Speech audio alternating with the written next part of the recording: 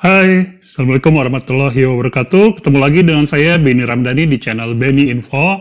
Sebelumnya saya minta maaf karena beberapa hari nggak update, kena sakit, dan tepar 3 atau 4 hari, jadi nggak update. Tapi kali ini saya akan kasih tips atau bekal ya, buat teman-teman yang mau ikut lomba penulisan.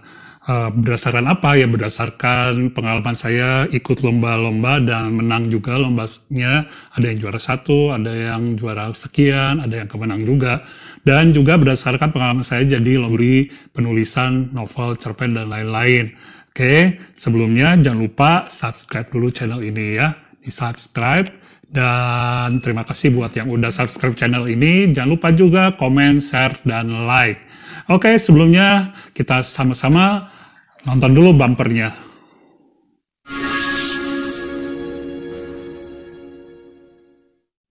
Ya, hal pertama yang harus kalian lakukan ketika mengikuti lomba adalah memenuhi semua persyaratan teknis yang dicantumkan oleh panitia di pengumuman. Jadi, dari yang pertama sampai akhir itu harus kalian baca dan ikuti. Gak usah lah kalian tanya-tanya lagi, boleh nggak telat sehari, boleh nggak kurang 2 halaman, boleh nggak gini-gini. Udah ikutin aja, kalau nggak sanggup ya nggak usah ikut. Tapi kalau misalnya nggak sanggup memenuhi persyaratan teknisnya itu, terus kalian kekeh pengen ikut ya kirim aja ya. Oke, itu yang paling penting. Dan sekali lagi baca baik-baik, terutama bagian berapa besar hadiah lombanya ya, karena itu bisa membuat kita makin termotivasi untuk menjadi pemenang dan semangat untuk menyelesaikan naskah yang akan dilombakan. Oke. Dan yang kedua, cobalah kalian cari tahu siapa aja juri-jurinya ya, dewan jurinya lebih bagus lagi. Dengan demikian, kalau kalian udah tahu jurinya, kalian bisa bikin strategi ya.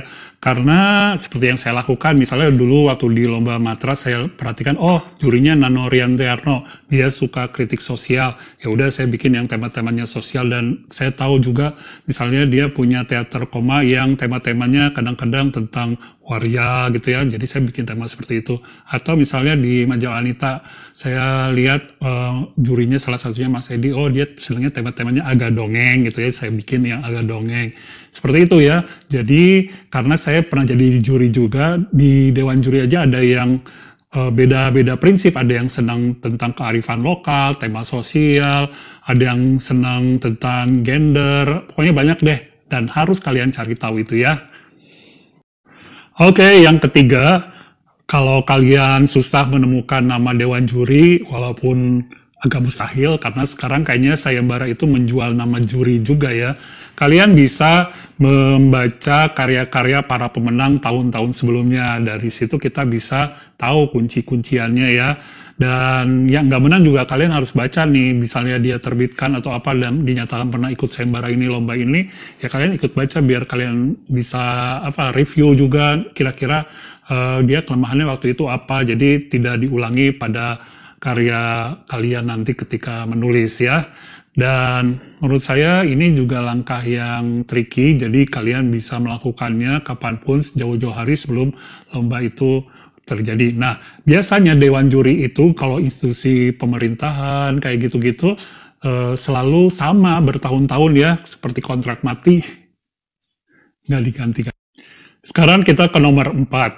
Nah, jika kalian sudah menemukan tema yang sesuai dengan kriteria lomba, kemudian mengetahui kira-kira jurinya kayak gimana nih, dan juga udah menganalisis pemenang lomba-lomba tahun sebelumnya, kalian tinggal meramunya dengan keunikan yang kalian punya. Misalnya kalian punya kelebihan di apa nih? Kalau saya biasanya punya kelebihannya itu dengan menghadirkan sosok anak kecil gitu ya, atau flashback masa kecil dari karakternya, itu selalu menjadi bagian dari yang saya anggap kelebihan saya, karena saya penulis cerita anak. Ketika menulis cerita dewasa itu tetap sosok anak itu dihadirkan sebagai anak-anak. Saya tahu feel-nya itu gimana ya, gimana menguras emosi pembaca dengan sosok anak.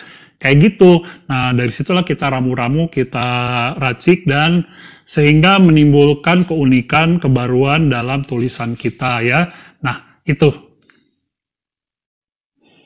Kita ke nomor 5, selain kalian berusaha untuk mengerjakan yang terbaik, kalian juga harus terus berdoa ya, berdoa semoga yang kalian kerjakan itu benar-benar lancar, terus benar-benar apa ya berkah, dan kemudian juga ya bisa menang lomba itu kan tentu saja doanya.